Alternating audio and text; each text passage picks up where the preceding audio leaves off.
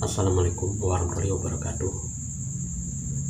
Dengan penuh keinsapan, mari kita bersama-sama menjelajahi makna hidup ini dengan bimbingan dan petunjuk. Kalau berpolitik dan beragama ini dua hal yang berbeda. Dulu Kanjeng Nabi dia beragama dan berpolitik.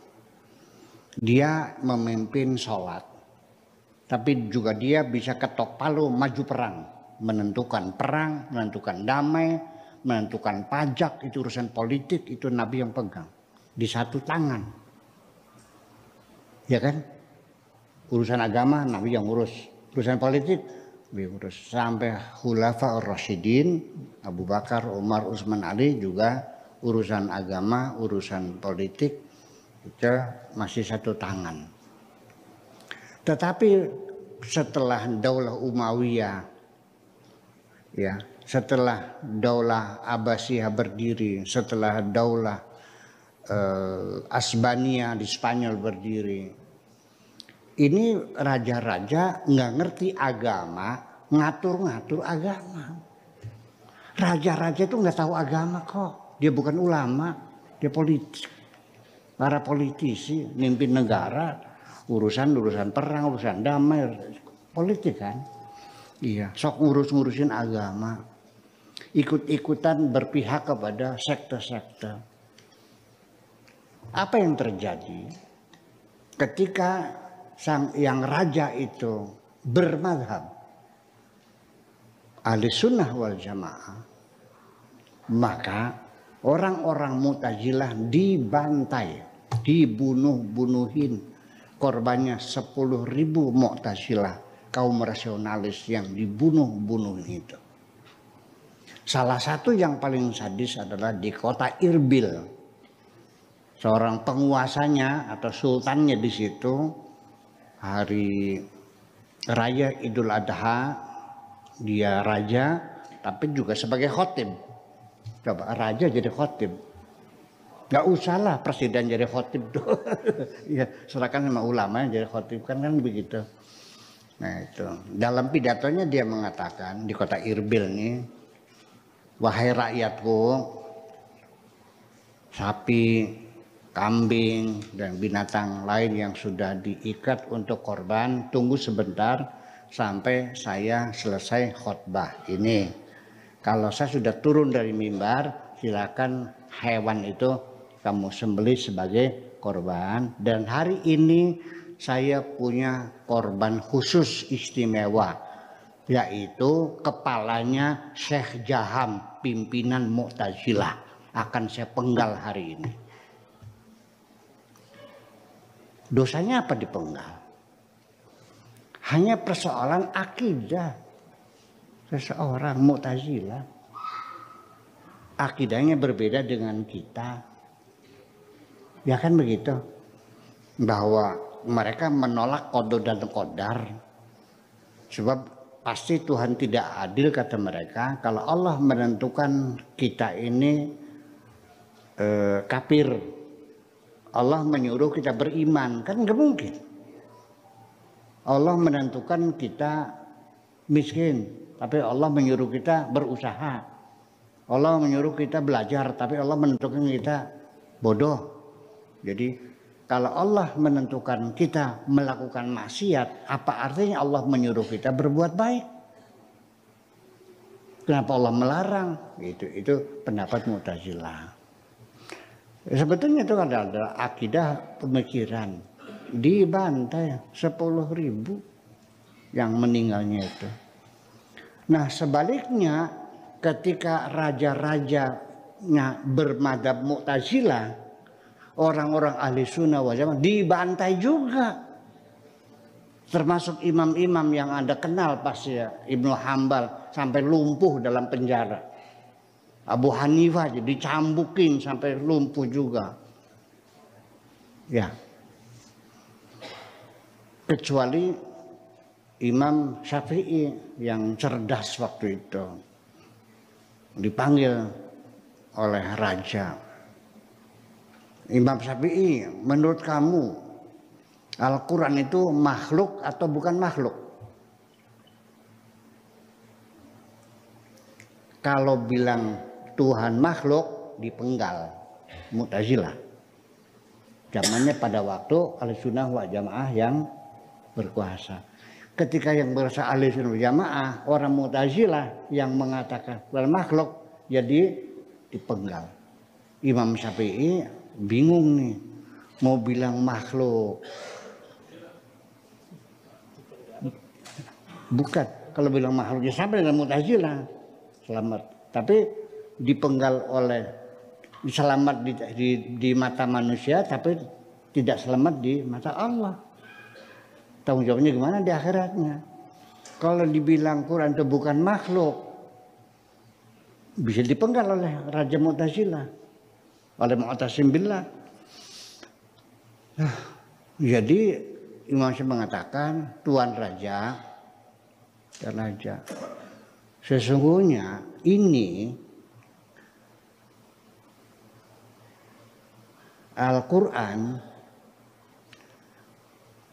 Taurat, Zabur, Injil, ini adalah semuanya makhluk. Ini semuanya selamat enggak? Selamat. Dengan kiat-kiat seperti itu. Jadi rakyat kan gelisah, ini raja nggak ngerti agama, menggal-menggalin kepala orang hanya karena beda madhab, gimana sih? Disitulah ada tuntutan raja jangan ikut-ikutan bidang politik. Serahkan kepada ulama, namanya ulama. Para raja namanya umaro. Yang penting ulama dan umaro seimbang, sama-sama mengontrol. Kan begitu. Betul nggak? Jadi sekulerisme itu pemisahan. Ulama umara bukan sekarang, kok dari dulu. Kok kenapa kamu marah-marah? Ya sudah. Nah nanti bagaimana caranya para ulama tidak berpolitik juga sulit dihindari, karena bagaimanapun pilihan politik ada dalam diri kita, betul nggak? Soalnya cara presiden A sama B, nggak mungkin ada mengatakan semuanya sama, enggak dong, jujur aja. Pasti ada hati kita mengatakan ini lebih bagus dari ini, kan begitu masalahnya. Yang penting ulama nggak usah ikut mengkampanyekan siapa calonnya, paham nggak kira-kira? Dan jangan minta duit sama mereka dong. Jangan mendukung-dukung nanti biar dapat proyek, bisa jadi menteri. Saya hanya minta jangan agama jangan digunakan sebagai kedok untuk mendapatkan kekuasaan. Itu saja menurut saya. Berpolitik silakan, enggak kalah. Ya kan? Sebab ketika agama dipakai alat politik, kalau kamu menang, dapat duit, kamu makan sendiri. Kalau ditangkap KPK, Islamnya rusak juga. Betul nggak? Dapat perong nggak agama Islamnya? Perong nggak? Perong. Iya, tahu perong tuh. Iya, gimana? Masa pimpinan partai politik Islam kok korupsi sih? Ke bawah jelek nggak Islamnya? Kalau sedang kaya dimakan sendiri kan? Ya itu persoalannya. Ya itulah pihak. Kita tidak bisa melarang kiai berpolitik, enggak. Karena ini kita sudah reformasi, sudah bebas. Cuman kalau ingin berdakwah, membela agama Islam, jauhkanlah dari hal-hal yang semacam itu. Sudah murni saja, ngurusin madrasah, ngurusin pesantren, politik masih ke pribadi seseorang, ya kan begitu. Yang penting kita tidak mengejar proyek, tidak mengejar jabatan, kursi, kekuasaan. Ya, proses demokrasi kita aktif, ya pilih sana pilih ini silahkan. Tapi yang penting kita jangan mencari untung dari kegiatan politik itu. Saya kira itu perlu sangat diperhatikan. Jadi artinya kenapa Nabi Muhammad sendiri, ulama dan umaro di tangan sendiri, urusan agama, urusan politik sendiri. Ya Nabi dia punya kemampuan kok, betul nggak? Nabi ahli agama, ahli politik, betul nggak? Iya, nah tapi raja-raja ya enggak dong. Raja di mana ngajinya? Di mana mesantren? Ya kan gitu. Iya. Ya, sampai sekarang juga ya orang-orang para politisi ya harus kita maklumi kalau mereka tidak punya pendalaman agama yang mapan ya, karena mereka tidak pernah ini. Nah, kitanya ulama ini sebagai pendamping mereka, sebagai pengontrol mereka, ya kitanya harus berwibawa dan punya harga diri. Kan begitu persoalannya. Yang sebabnya kita ulama itu tidak ada harganya karena ulamanya celamit. Ngerti celamit? Ngerti celamit? Itu. Makanya yadul ulya khairum min yadis sufla. Tangan di atas lebih baik dari tangan di bawah. Itulah kira-kira. Perlu ulama yang wirai, yang bertakwa, yang wirai, yang tawadu, yang ikhlas. Itu sangat diperlukan. Karena bagaimanapun ulama ini menjadi standar umum bagi kehidupan beragama ya. Ya, dan sekarang punten ini mah ulama-ulama solehin tuh makin hari makin berkurang, Pak. Makin hari makin berkurang, makin sedikit. Ya, makin susah nyarinya gitu. Jadi ada nggak? Ada. Tapi susahnya cari orang yang pinter, yang bener, yang soleh. Sekarang ini kayak mencari jarum di tengah hutan. Ketemu nggak? Ada nggak? Ketemu nggak? Sampai hutannya ditebang semuanya nggak ketemu juga kan?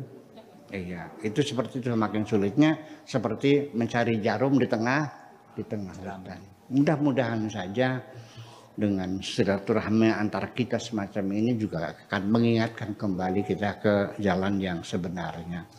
Itu. Terima kasih, gitu aja kira-kira. Alhamdulillah, terima kasih banyak. Apapun yang telah disampaikan di dalam video tadi semoga menjadi wawasan kita